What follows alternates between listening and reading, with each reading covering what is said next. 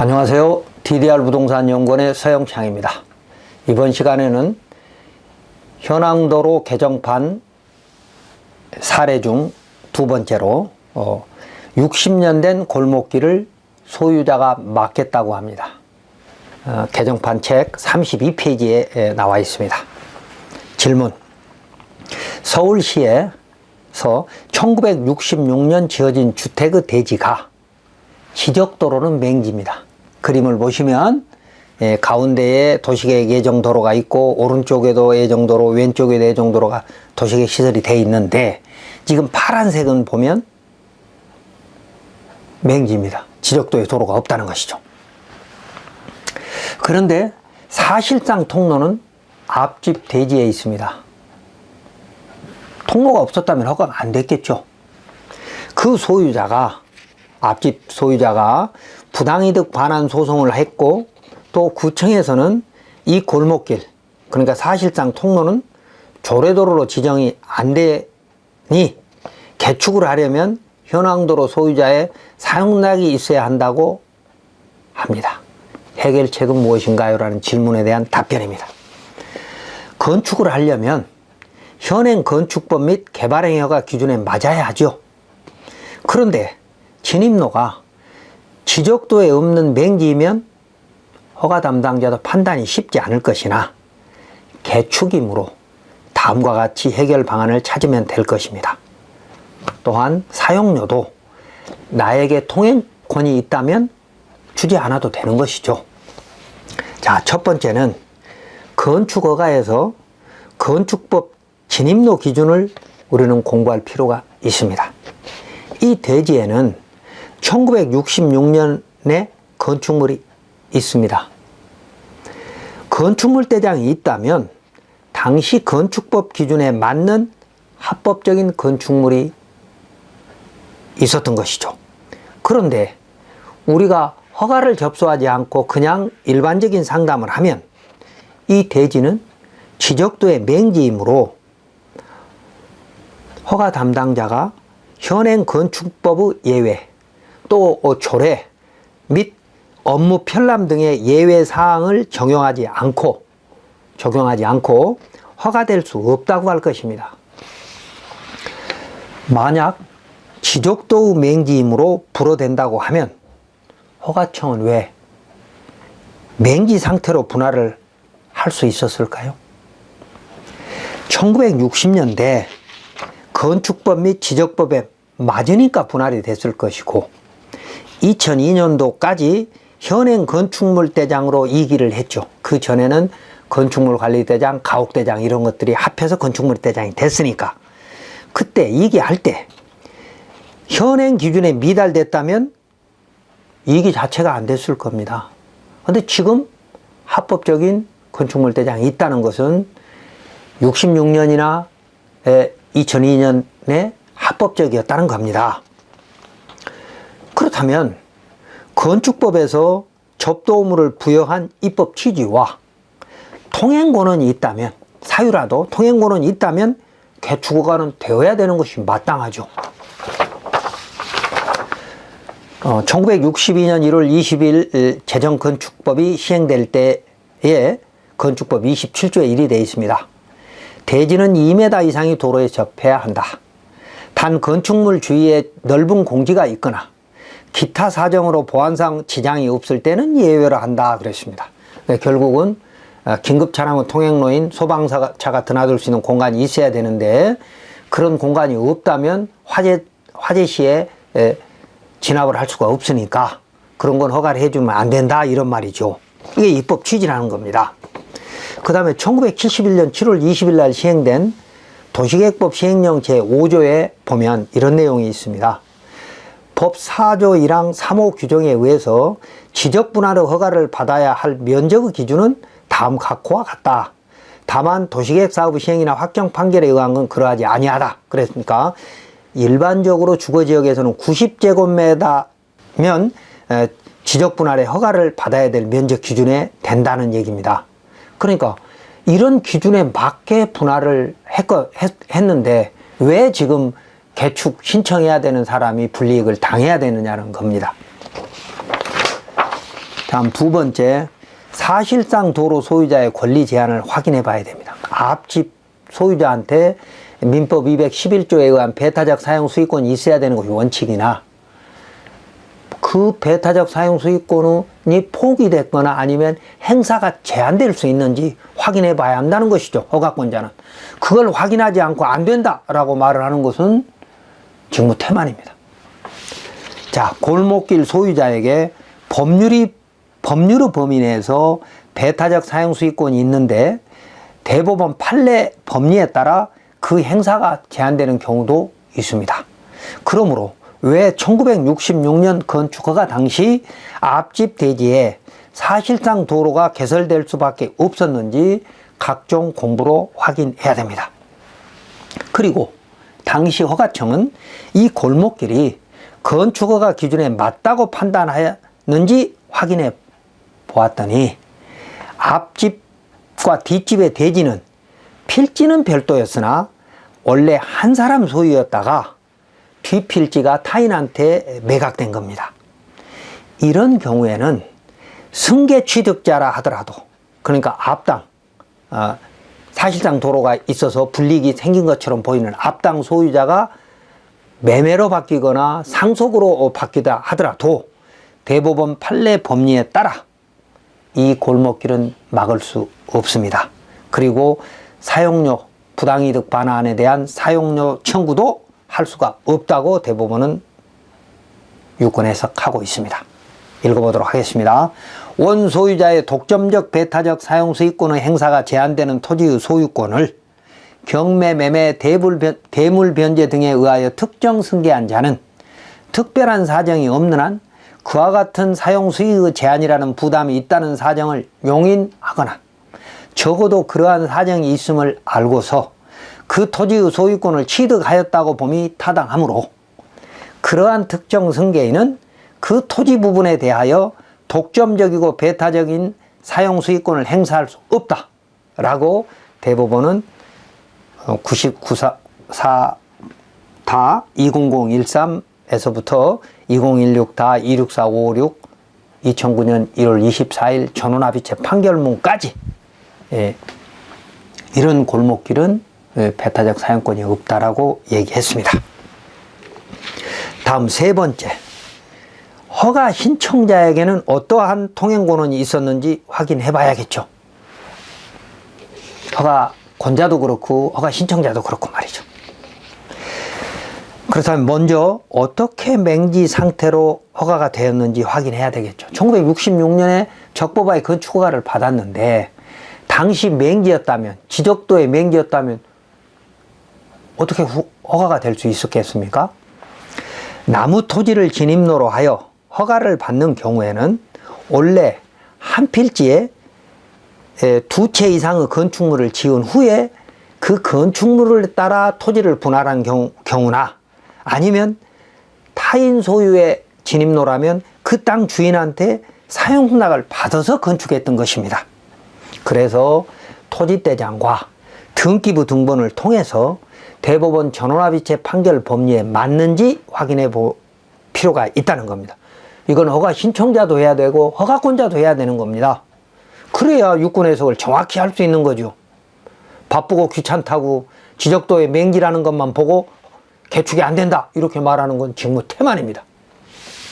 비도시 지역이 아닌 도시 지역에서는 당시에도 진입로가 본인 소유가 아니라면 그 진입로가 여러 가지 사유로 이미 일반 공중의 통행로가 되었거나 그 소유자로부터 사용 승낙을 받아서 건축법 도로로 지정하지 않았으면 건축허가 또는 신고가 수리될 수 없었습니다. 물론 지정하고도 누락된 경우가 있고 지정하고도 81년 10월 8일부터 도로관리대장을 만들다 보니까 그 이전의 것은 찾을 수 없는 경우도 있죠. 그러나 당시 허가서를 보면 당시에는 모두 다 허가 대상 건축물이었으니까요. 허가서를 보면 허가 신청자가 진입로를 어떻게 하고 또 앞뒤 두 필지가 다 한 사람 소유였으면 사용락이 없었을 수도 있지만 타인 소유라면 사용락이 붙어 있을 거고 또 그때에도 그러니까 필지가 달라도 사용 승낙을 첨부하라고 했을 수도 있으니 당시 허가서를 보면 확실한 근거를 찾을 수 있을 겁니다. 자, 대법원 판례 하나 읽어보겠습니다. 대법원 876-1036 건물 자진 철거 지시 처분 취소라는 판결문에 보면 이런 내용이 있습니다. 건축법 제2조 15호 동법 시행령 62조에 의하면 건축법상 도로 가운데 막다른 도로는 위 시행령 제62조 소정의 도로에 대하여 시장 또는 군수가 건축 허가 시에 그 위치를 지정하기만 하면 되게 되어 있으며 위 시행령 64조 1항 소정의 도로대장은 도로를 지정하고 난 다음에 작성 의무가 지워져 있으므로 위 대장의 비치가 건축법 제2조 11호 소정의 도로 요건이 될 수는 없다라고 판결했습니다. 이 말은 도로대장은 도로로 지정한 후에 별도로 하는 것이기 때문에 도로대장이 없다 하더라도 지정한 근거가 있다면 지정한 것으로 볼 수 있다는 것이죠. 그러면 지정한 근거는 뭐냐? 당시에는 지금까지 그 지정한 근거를 남겨둘 수 없는 상황이었기 때문에, 그리고 또 모든 건축물은 도시지역은 허가사항이었기 때문에 당연히 타인 소유의 진입로라면 사용낙을 받았을 거라고 추정할 수 있고, 당시 허가서에 그런 것들이 전부 되었어야만이 허가된다는 것입니다. 다음 네 번째, 60년 동안 도로로 사용했다면 조례도로로 지정이 가능한지 확인해 봐야 합니다. 주민이 오랫동안 자유롭게 통행해온 사실상 도로는 건축법 지정 도로가 아니어도 공로로 보아 지자체 건축 조례에 정해진 도로는 소유자의 배타적 사용 수익권을 제한할 수 있지만 조례도로가 되려면 건축법 너비 기준에도 맞아야 합니다. 법제처 19-0541 보도록 하겠습니다.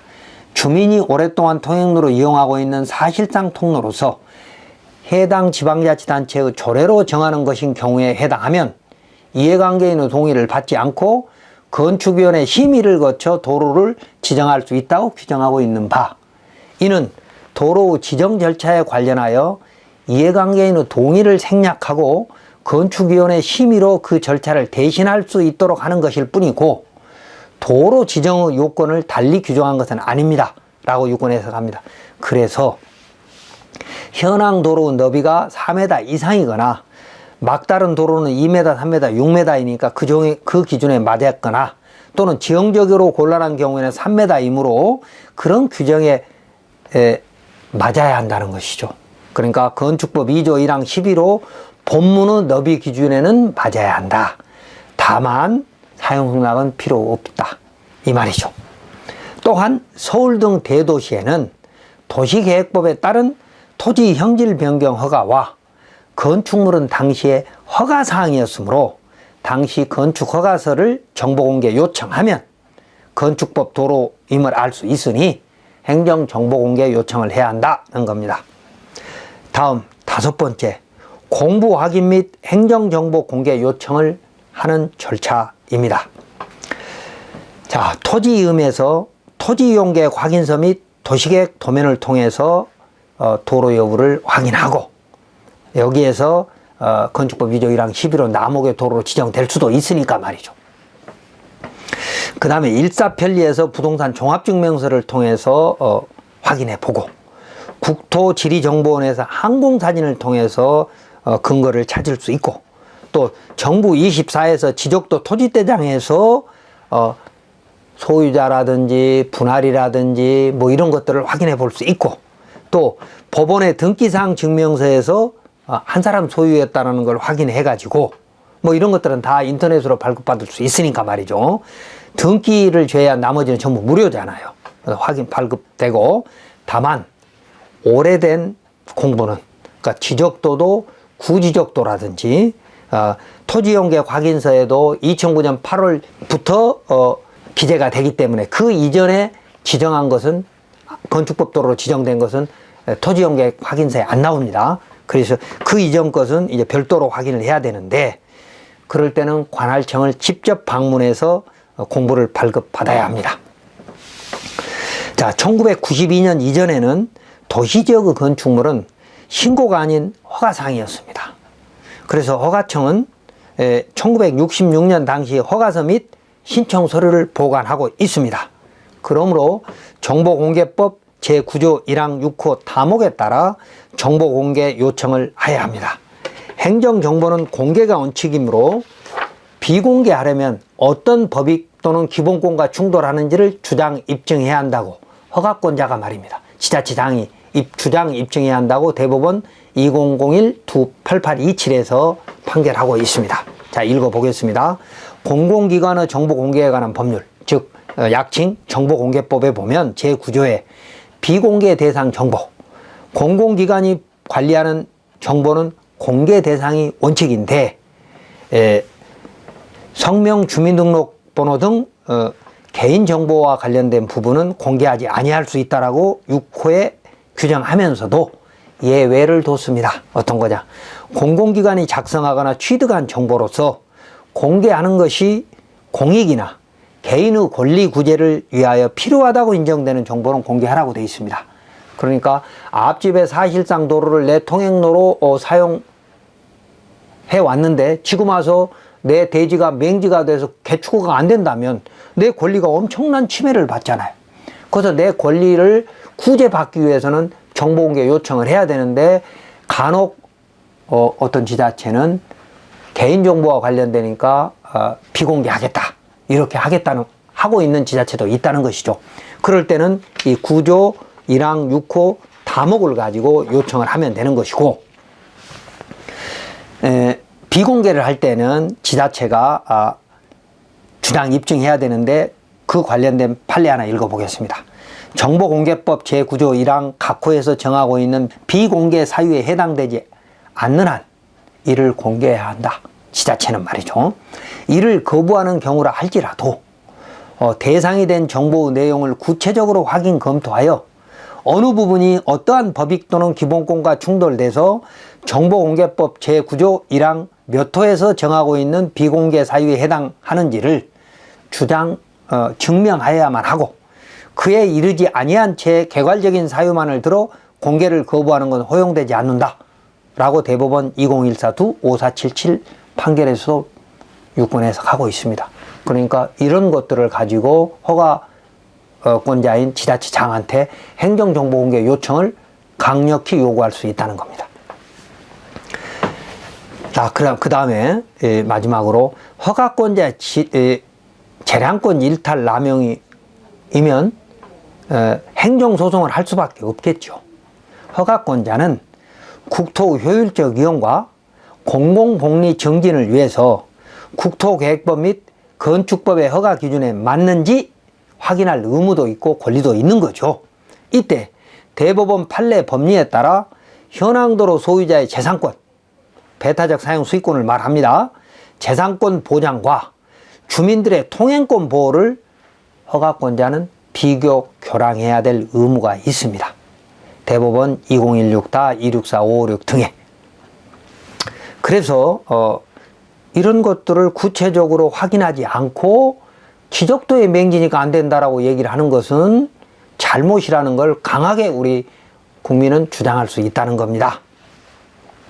자, 이번 사례를 정리하면 이 사안은 당초 한 사람이 소유했던 두 필지의 토지를 뒷토지, 안쪽에 있는 토지는 타인이 매수해서 건축을 한 것인데 당시 건축허가서 등의 건축법도로 지정한 근거가 있을 수도 있으니 정보공개 요청해야 되고 또 대법원 판례 법리에 따라 배타적 사용권이 제한된 골목길이므로 이 통로로 건축 신고를 수리해도 소유자가 허가권자인 지자체장이나 또는 뒷집 소유자한테 토지 인도 및 부당이득 반환 소송이 인용될 가능성이 전혀 없다는 겁니다. 또한 허가청은 공정하고 재량권 범위 내에서 행정법을 집행할 의무가 있습니다. 이때 사유인 현황도로의 배타적 사용수익권의 제한 여부에 대한 판단은 민사 영역이므로 당사자 자기들끼리 해결하라고 뒤로 빠질 것이 아니라 허가청이 대법원 판례 법리를 공부해서 민사 재판이든 행정재판이든 판례 법리를 공부해서 주민들에게 잘 설명해 가지고 이런 분쟁이 조기에 수습될 수 있도록 해야 될 책임이 지자체장한테 있다는 겁니다. 왜냐하면 이런 지적도의 맹지가 생긴 이유는 당시 법률이 지금처럼 정교하지 못해서 발생된 것이므로 재정건축법 부칙 및 1975년 12월 31일 개정건축법 부칙 2조 등에 따라 현행법 기준에 맞다고 봐야 할 경과 규정 등이 있기 때문입니다. 그래서 60년 된 골목길을 소유자가 막겠다고 하거나 사용료를 달라고 한다면 이렇게 6가지 절차에 따라 권리가 있는지, 허가 신청자인 나한테 권리가 있는지를 정확히 정리해서 이웃토지 소유자나 허가청에 내 권리를 주장하고 권리를 찾아야 할 것입니다.